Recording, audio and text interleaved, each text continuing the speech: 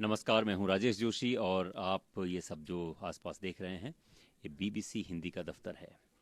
आप अगर मेरे सामने होते तो मैं आपसे ये सवाल पूछता कि आप में से कितने लोगों को डब्बू जी याद हैं।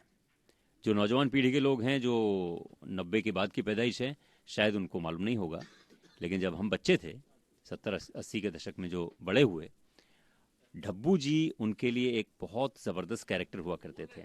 और वो कार्टून कोना डब्बू जी होते थे। एक मिनट अगर आप लोग शांत हो जाएं यहाँ पे तो मैं लाइव कर रहा हूँ। कार्टून कोना डब्बू जी, आ, ये हमारे बचपन का एक कैरेक्टर था। उसके क्रिएटर, उसको बनाने वाले आबिद सुरती हुआ करते थे, जिनका नाम उस कार्टून के साथ छपता था। और मेरी स्मृति में वो नाम एकदम ताज़ा तरीन अभी भी बसा हुआ है। और आज हम लोग खुशकिस्मत हैं कि वो डब्बू जी के क्रिएटर आबिद सुरती साहब हमारे दफ्तर में अ, मौजूद हैं। मुंबई से आए हैं। या बम्बई से। बम्बई से आए हैं तो आबिद सुरती साहब से मुलाकात कीजिए। एक बहुत ही बेहतरीन कार्टूनिस्ट। इसके अलावा कार्टूनिस्ट के साथ साथ अब पानी बचाने की मुहिम भी सुरती साहब ने शुरू की है। तो पहले तो आप आजकल जो आप कर रहे हैं उसके बारे में थोड़ा बताइए, उसके बाद मैं अपने बचपन की यादों में ले जाऊंगा। यानी कि पानी पर कुछ बोलूं, ये आप जी जी। चाहते हैं? हाँ। तो पानी पर तो कहने के लिए समंदर है, समझ में नहीं आता कहाँ से शुरू करूं। लेकिन मैं बचपन से शुरू करूंगा, जब फुटपाथ पर मेरी जो परवरिश हुई, तो पानी की जो जंग मैंने देखी, एक एक बूंद के लिए, एक एक बकेट के लिए, एक एक लोटे के लिए हाथापाई होती थी, सर फूटते थे। ये सारी लड़ाइयाँ, क्योंकि मेरी अम्मी कतार में खड़ी रहती थी एक बकेट पानी के लिए, कभी कभी मुझे भी साथ ले जाती थी। तो ये सब कुछ मेरे साथ साथ बाकी सब कुछ छूट गया, लेकिन ये चलता रहा। और फिर जब मैं किसी दोस्त के घर जाता हूँ, तब की बात है, जब जाता था तो कहीं न कहीं एक नल टपक रहा होता था। जैसे मैं हॉल में बैठा हूँ तो किचन में नल टपक रहा है, तो मेरे कानों में वो आवाज़ गूंजती थी, टपक टपक, यार लगता था कोई हथौड़े मार रहा है मुझे। तो मैं कहता था दोस्त से, यार तू करवा ले, उसको ठीक करवा लेने। तो कहता हाँ हो जाएगा हो जाएगा। फिर 6 महीने के बाद गया, वही नल टपक रहा है। फिर मैंने कहा, तो मुझसे कहने लगा कि आबिद भाई, चंद बूंदे ही तो जा रही है, क्यों माथा पच्ची कर रहे हो, क्यों अपना सर फोड़ रहे हो? अब मेरे पास कोई जवाब नहीं। उनकी दूसरी एक शिकायत ये थी कि छोटे कामों के लिए प्लम्बर आते नहीं हैं। अब मैं परेशान, लेकिन मुझे कोई सॉल्यूशन हल मिल नहीं रहा था। तो एक रोज़ मैं अखबार पढ़ रहा था, उस अखबार में एक पानी पर लेख था। उस आर्टिकल में ये दिया गया था कि 1 सेकंड में एक बूंद टपकती है, ज़ाया होती है, वेस्ट होती है, तो 1 महीने में 1000 लीटर पानी गोज डाउन द ड्रेन, यानी कि गटर में बह जाता है। ये पढ़ने से ऐसा बड़ा झटका लगा, और साथ में जवाब भी मिल गया उन लोगों के लिए जो कह रहे थे अभी चंद बूंदों के लिए क्यों माथापच्ची कर रहे हो। तो जवाब ये मिला कि भाई चंद बूंदे नहीं जा रही है, 1000 बॉटल पीने का पानी गटर में बह रहा है। आबिद सुरती साहब, ये कार्टूनिस्ट से और पानी की बात हम कर रहे हैं, ये अपने आप में बहुत ही हमारा जो वक्त है उसको भी ये जाहिर करता है। आपने शुरुआत कार्टूनिस्ट के उससे किया, लेकिन आपने जो एक एक अभी अपने सेंटेंस में कहा कि फुटपाथ पर आपकी परवरिश हुई है, जी उसके बारे में ज़रा बताइए। फुटपाथ, बम्बई के फुटपाथ में आपकी परवरिश हुई? बिल्कुल। हम लोग आए थे पार्टीशन से पहले, करीबन 42 में। और कहाँ से आए थे? गुजरात से, सूरत शहर में रह रहे थे। और हमारे करीबन यानी कि मेरा जन्म जो हुआ था वो अरब अरब खरब क्या होते उसके ऊपर, उस घर में हुआ था। इतने पैसे, हवेली, ये सब। और हमारा पेशा जो था वो शिपिंग का था। लेकिन किस्मत ने कुछ ऐसी करवट ली कि एक साल में कुछ 7-8 जहाज थे बड़े बड़े, और सबके सब डूब गए। और नौबत ये आई कि अब क्या किया जाए। लोगों के कर्ज, वो जो बिजनेस में जैसे होता है ना कि लोगों के पैसे इन्वेस्टमेंट हम लेते हैं, तो अब सबको लौटाने पड़ेंगे जिन जिन लोगों ने पैसे इन्वेस्ट किए थे। तो उस दौर का चलन ये था कि पैसे मतलब लौटाए जाए या नहीं लौटाया जाए, ये बहस नहीं थी। ये थी कि भाई इज्जत, हमारी इज्जत का सवाल है और सबकी पाई पाई चुकता कर दी जाए। तो पाई पाई चुकता करने में हवेली बिक गई, बहुओं के गहने बिक गए, यानी जो कुछ था सब खत्म हो गया और सीधे फुटपाथ पर आ गया। तो ये इस तरह ये जिंदगी की शुरुआत यहाँ हुई। यहाँ से फिर वो पार्टीशन का चक्कर चला। तो पार्टीशन के वक्त ये था कि भाई ये तो हिंदुस्तान जो है वो हिंदुओं का मुल्क बनेगा, तो हम लोग कहाँ जाएंगे? हमारा तो मतलब पाकिस्तान बन रहा है तो हमें तो पाकिस्तान जाना चाहिए। पाकिस्तान जाने की बात चली तो मेरी दादी उसके खिलाफ हो गई, क्योंकि दादी जो थी कांग्रेस में थी, और कांग्रेस में उसने सूरत शहर में, जो हम जिस शहर में हम रहते थे, वहाँ मुस्लिम औरतों के बीच चरखा इंट्रोड्यूस किया और सारी मूवमेंट कांग्रेस से जुड़कर चरखे की मूवमेंट सूरत शहर में चलाने वाली वो थी। तो किसी तरह सब लोग सूरत शहर छोड़कर बम्बई आए, सारा कुंबा, और वहाँ से जहाज में बैठकर हमें कराची जाना था। लेकिन मेरी दादी ने वहाँ तक आने के बाद कह दिया, भाई चाहे ये इसको आप हिंदुस्तान का हो पाकिस्तान का हो, मैं तो यही रहने वाली हूँ, चाहे ये हिंदुओं का हो मुसलमान का हो, ये मेरा मुल्क है और मैं यहाँ से कहीं जाने वाली नहीं। तो आधा कुंबा चला गया और बाकी का जो आधा बचा ना, मेरे वालिद थे, चचा थे, अम्मी थी, भाई था, अब ये सब लोग, हम लोग, दादी थी वो भी यहीं दादी तो रुकी, उनके साथ में और भी 2-3 लोग रुक गए। तो हम सब एक खोली में रहते थे, छोटी सी खोली, यानी कि कैबिन जितनी खोली, उसमें सब पूरा यानी आधा कुंबा रहता था। तो वहीं आपने कार्टून बनाना सीखा? हाँ वहीं सीखा, लेकिन मैं इस पॉइंट पर आ रहा हूँ कि हम लोग फुटपाथ पर कैसे, यानी घर में सोने के लिए जगह नहीं थी तो हम लोग आधे लोग नीचे सोते थे, क्योंकि उसमें मेरे चचा जो थे शादीशुदा थे, तो इतनी छोटी सी खोली में पर्दा लगता था, अब कहाँ सोएंगे हम लोग, तो फिर हम लोग फुटपाथ पे सोते थे। तो परवरिश करीब करीब फुटपाथ पर ही हुई। अब उसी माहौल में ये भी एक बड़ा अजीब किस्सा है कि कार्टूनिंग में मैं कैसे आया। उन दिनों हमारी हालत जो मैंने बताई कि बहुत ही गुर्बत, ऐसी गरीबी के खाने के लाले। मेरी अम्मी जो थी घरों में काम करती थी, किसी की मिर्च कूट देती थी, किसी घर में झाड़ू टुकड़ा, फिर ये झाड़ू और सफाई का काम, पोछा फेरना, ये वो करती थी, और किसी तरह गुजर बसर हो रही थी। तो हम लोग बच्चे लोग जो थे वो भीख मांगने जाते थे। आपने भीख भी मांगी है? अरे भीख में एक कॉमिक मिला मुझे, तो मैं कार्टूनिस्ट बना। सचे, क्या बात है, वाह। ऊपर वाले का कमाल इसे कहते हैं, ऊपर वाले का कमाल, कि मुझे कार्टूनिस्ट बनाने के लिए उसने ये रास्ता निकाला। ये आपको याद है वो वाकया जब भीख में किसी ने आपको कॉमिक्स की वो किताब दी? आपको याद, कितने बड़े थे आप तब? वही मैं कह रहा हूँ, ये करीबन 7-8 साल। तो कॉमिक वो कौन सी कॉमिक्स थी? मैं बता रहा हूँ, हम लोग जो थे तब जो थे सेकंड वर्ल्ड वॉर के सैनिक जो थे वो डॉक एरिया में, बम्बई में डॉक एरिया में उतरते थे। वहाँ से छोटी सी गाड़ी थी एक, जो उनको छत्रपति शिवाजी, अभी का जो है रेलवे स्टेशन नाम बदल गया, उसको वीटी स्टेशन कहते थे, वहाँ तक आती थी। और वहाँ से फिर वो लोग बड़ी गाड़ी में बैठकर कलकत्ता, ये बर्मा, आगे आगे बढ़ते थे। तो हम लोग जो है वो डॉक एरिया से लेकर रेलवे स्टेशन तक उस गाड़ी के साथ साथ दौड़ते थे, क्योंकि बहुत स्लो चलती थी, वो बहुत धीमी होती थी। हम साथ साथ दौड़ते थे और कहते थे, सर $1, सर एक सैंडविच, सर एक चॉकलेट, इस तरह। तो और जो भी आता था सब लूट टूट पड़ते थे। 6-7 बच्चों की गैंग थी। तो एक बार कोई निगरो था, उसने कॉमिक उछाला तो सब टूट पड़े उस पर।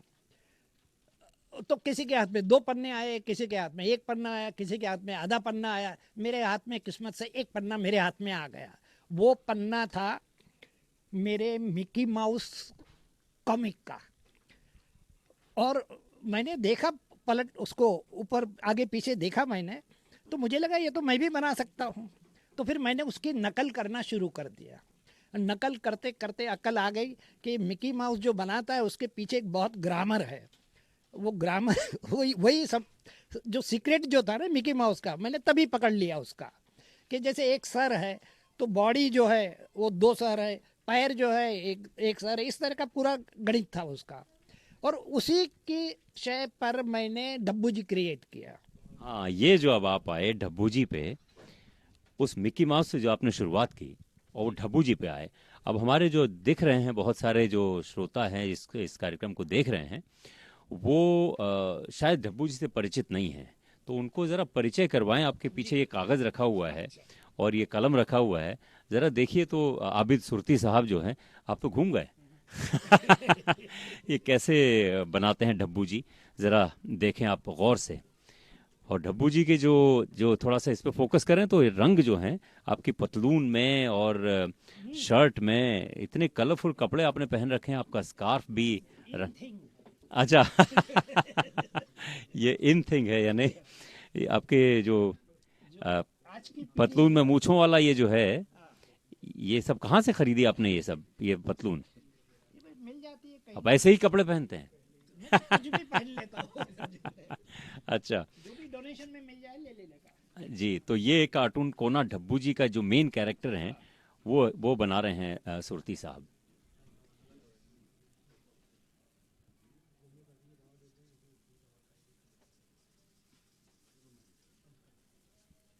हम जब बचपन में ये कार्टून देखते थे, हमें इंतज़ार रहता था कि एक वो काला चोगा लबादा ओढ़े हुए, हाथ में एक छड़ी लिए हुए पहाड़ चढ़ता था। पहाड़ की टॉप में जब जाता था वो आदमी, तो कुछ उसके बाद पंच भरी लाइन कहता था और नीचे फिर उतर आता था। इसकी चेहरे में जो है वो तितली कट मूछें होती थीं, जो चार्ली चैपलिन की मूछें कह लें। ये उसकी हंसी।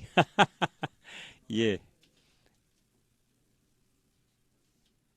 और अब इसमें इसका चोगा लबादा जो है वो आप बना रहे हैं।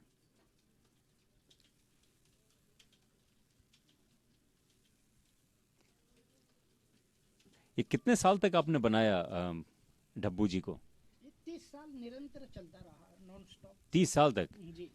तो आप ये बनाते भी रहें और ज़रा बताते भी रहें कि ये जो कार्टून उसमें था, क्या बोलते हैं, धर्मयुग में आप बनाते थे, तो तब तो धर्मवीर भारती संपादक थे। जी जी जी, भारती जी थे, और उन्हीं ने मतलब मुझे बुलाया था कि भैया अब हिंदुस्तान आज़ाद हो चुका है, आज भी हम जो है वो फॉरेन के कॉमिक्स इस्तेमाल कर रहे हैं, तो क्या कुछ आप हमें इंडियन दे सकते हैं। अच्छा, मुझसे पहले वो कई कार्टूनिस्ट आजमा चुके थे, लेकिन कोई फिट नहीं हुआ। किसी ने शुरू किया तो कुछ करीबन मतलब 2 हफ्ते चला, कोई 4 हफ्ते चला। एक मारियो करके थे उस दौर में, बड़े मशहूर कार्टूनिस्ट थे, मारियो मिरांडा। Mario Miranda. उनका भी कैरेक्टर जो आया तो वो भी 6 महीने चला, बंद हो गया।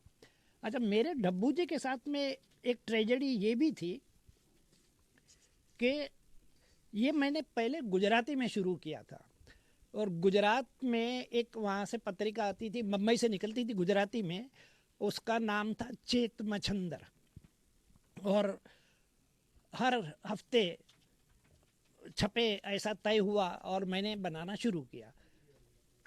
तो 1 महीने में नेगेटिव लेटर आने लगे, तो एडिटर ने मुझे बुलाकर कहा कि आबिद भाई क्या किया जाए, तो बड़े नेगेटिव इम्पेक्ट आ रहा है। तो मैंने कहा अभी नया नया शुरू है, कम से कम उसको आपको 6 महीने देने चाहिए। तो दूसरे 2 महीने में तो इतने खत आए नेगेटिव कि भाई क्यों पन्ने बिगाड़ रहे हो, इसमें कुछ अच्छी अच्छी बातें लिखो, ये ज़ाया हो रहा है, हमारा पैसा भी ज़ाया हो रहा है। अब एडिटर ने मुझसे पूछे बगैर ही बंद कर दिया। और उसी दौर में 63 में ये डॉक्टर भारती आए, तो डॉक्टर भारती को मैंने वही जो रिजेक्टेड थे वहाँ के 3 महीने के रिजेक्टेड, उसकी लिपि बदल कर सारे के सारे धर्मयुग में दे दिए। और धर्मयुग में 1 महीने में जो रिस्पॉन्स आया कि वो 30 साल तक चलता रहा। आपने धर्मयुग में ये कार्टून 30 साल तक बनाए? निरंतर, नॉन स्टॉप। तो अभी इनको ज़रा सा डिस्क्राइब कीजिए। जो एक तो छड़ी है इनके हाथ में, डब्बू जी के हाथ में, और लंबा सा सफ़ेद चोगा पहना हुआ है इन्होंने, ये क्यों है? ओरिजिनल में मेरा जो है वो काला चोगा रहता है लेकिन यहाँ कुछ गुंजाइश कम है, इसलिए मैं सजेशन ही दे रहा हूँ। उनके यहाँ 2 जेब रहती थी दोनों साइड पर, और पूरा रंग जो होता था चोगे का काला होता था। ये चोगा आपके दिमाग में कहाँ से आया? चोगा, मैंने कहा मेरे वालिद जो थे वो सूफी थे, उनको सूफीज़म में काफ़ी दिलचस्पी थी, तो सफ़ेद चोगा पहनते थे। तो वो चोगा मैंने वहाँ से ले लिया और मूछें मैंने चार्ली चैपलिन से चुरा ली, तो इस तरह मेरा कैरेक्टर बन गया।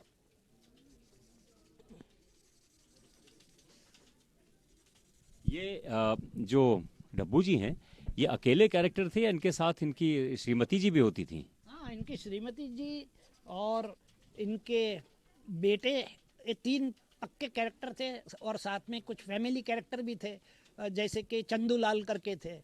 वो चंदूलाल भी हमेशा कुछ न कुछ नुक्ताची करते रहते थे। फिर एक और 2 व्यापारियों के कैरेक्टर थे जिनके नाम मैं भूल चुका हूँ, और इस तरह कभी कभी बाहर से आ जाते थे और कभी कभी वही परमानेंट कैरेक्टर का इस्तेमाल करता था। लेकिन ये बात बड़ी अब समझ में आई कि लक्ष्मण ने कॉमन मैन शुरू किया टाइम्स ऑफ इंडिया में, और मैंने अनकॉमन मैन डब्बू जी शुरू किया। तो दोनों में फ़र्क ये था कि लक्ष्मण का कॉमन मैन जो था वो साइलेंट ऑब्जर्वर, खामोशी से सब कुछ देखता रहता था, वो कहीं कुछ करता नहीं था। और मेरा अनकॉमन मैन डब्बू जी जो है वो हर जगह टांग अड़ाता था, कभी किसी की टांग तोड़ता था, कभी खुद की तोड़वाता था। तो ये आपके अंदर भी ये सब ट्रेट्स हैं क्या? आप भी अनकॉमन कुछ, अब पानी कहीं किसी के घर में टपक रहा है, टप टप की आवाज़, तो आप लेके वहाँ पे औजार पहुँच गए कि पानी बंद करो, ये भी आप भी तो टांग ही अड़ा रहे हैं। बिल्कुल आप ये कह सकते हैं, लेकिन लोग खुश होते हैं कि भैया कोई आकर हमारे घर में मुफ्त में ये काम कर रहा है। हम पैसे तो लेते नहीं, प्लम्बर के साथ घर घर जाते हैं, और वो भी सिर्फ इतवार के रोज़ मैं 3 घंटे देता हूँ। मैं चाहूँ तो मतलब पूरा हफ्ता भी दे सकता हूँ, लेकिन मैं पूरा हफ्ता इसलिए नहीं देता कि मैं तुमसे कह सकूँ कि भैया ये मैं कर सकता हूँ, 2-3 घंटे दे सकता हूँ, तो तुम भी दे सकते हो। ये मैसेज मुझे देना है कि हर कोई शख्स जो है भारत में, इंडिया में, उसका फर्ज है कि कम से कम 2-3 घंटे देश के लिए निकाले। देश के लिए निकालने का मतलब ये है कि कुछ ऐसा काम करे जिसमें पैसे वैसे का वो सवाल ना हो, निस्वार्थ सेवा जिसे कहते हैं ना। तो वो हर शख्स का ये फर्ज है कि वो देश के लिए कुछ ना कुछ करे, चाहे मतलब पानी के लिए नहीं करता है तो उससे कहो भाई तू चिड़िया के लिए कुछ कर, क्योंकि चिड़ियाएं मर रही है। नहीं तो कार्टून बनाना जो है वो भी एक कला है, और वो भी मतलब देश के लिए है, देशवासियों के लिए है। ये देखिए डब्बू जी इतने खुश नज़र आ रहे हैं इसमें। आपने कार्टून बनाना बंद कर दिया पूरी तरह से क्या? नहीं, अभी मैं बच्चों के लिए बनाता हूँ। बच्चों की किताबें जो मैं नेशनल बुक ट्रस्ट के लिए कर रहा हूँ या साहित्य अकेडमी के लिए कर रहा हूँ, वो पूरी कार्टूनों से भरी होती है। साथ में टेक्स्ट जो होता है बहुत कम होता है, ताकि बच्चा एंजॉय करे। तो मेरा मकसद ये कि जो मुझे कहना है वो कार्टून के ज़रिए 2-3 सत्रों में कह देता हूँ मैं। और वैसे सिर्फ टेक्स्ट देता हूँ तो मुझे फिर पूरा पन्ना भर के लिखना पड़ेगा कि भाई फला शख्स था जिसके ऐसे शर्ट थी, जिसके ऐसे बटन थे, ये थे, ये चित्र आ गया, ख़त्म हो गई बात। आबिद सुरती साहब, बहुत बहुत शुक्रिया आपका। आपको आमने सामने देखना हमारे लिए बड़ी फ़ख्र की बात है। हमारा बचपन पूरा आपने एक तरह से यहाँ ले आए हैं आप, और ख़ास तौर पे ये डब्बू जी साहब, आपको देख के तो हम छोटे बच्चे खुद को समझ रहे हैं इस समय। तो ये हैं साहब वो कार्टून कोना डब्बू जी के डब्बू जी, और ये हैं वो आबिद सुरती जो उस दौर में बच्चों के जहन में, दिमाग में छाए रहे थे। बहुत बहुत धन्यवाद आपका। और ठीक है, बहुत बहुत शुक्रिया। ये कार्यक्रम आपको कैसा लगा अपने कमेंट में नीचे लिखिएगा। और कोई सवाल इनके क्या आए हैं कुछ? 1 मिनट ज़रा हम अपने सोशल मीडिया डेस्क की तरफ जाते हैं, थोड़ा सा मैं आपको उधर ले जा रहा हूँ। कैसे सवाल आए हैं? भारत शर्मा हमारे साथ हैं। तो आबिद सुरती साहब के जो सफ़र रहा है उससे काफ़ी लोग इंस्पायर हुए हैं, उनकी काफ़ी तारीफ़ हो रही है कि इतने स्ट्रगल के बावजूद उन्होंने अपना मुकाम बनाया। कुछ सवाल है सर कि एक उन्होंने किस उम्र में कार्टून बनाना शुरू किया। इसका जवाब वो दे ही चुके हैं कि बहुत बचपन में। और आशुतोष पांडे हैं, उन्होंने पूछा है कि ऐसे कोई नेता है जिनमें उन्हें डब्बू जी और बहादुर नजर आते हैं। अब ये उन्हीं से सवाल पूछा जाए तो ये सवाल आपके सामने आया है कि ऐसा अभी मौजूदा या हिंदुस्तान में पहले कोई नेता गुजरा है जिसमें आपको डब्बू जी या बहादुर नजर आते हैं? पहले कुछ थे लेकिन अभी नज़र नहीं आ रहे। और दूसरा ये कि अभी खतरा बढ़ गया है कार्टूनिस्टों पर। अगर मैं कहता हूँ कि मुझे उसमें कार्टून डब्बू जी नज़र आ रहे हैं, हो सकता है मुझ पर केस कर दे, मुझे जेल में भेज दे। अच्छा, इसी नोट पर बहुत बहुत धन्यवाद, आपने ये कार्यक्रम देखा, बहुत शुक्रिया।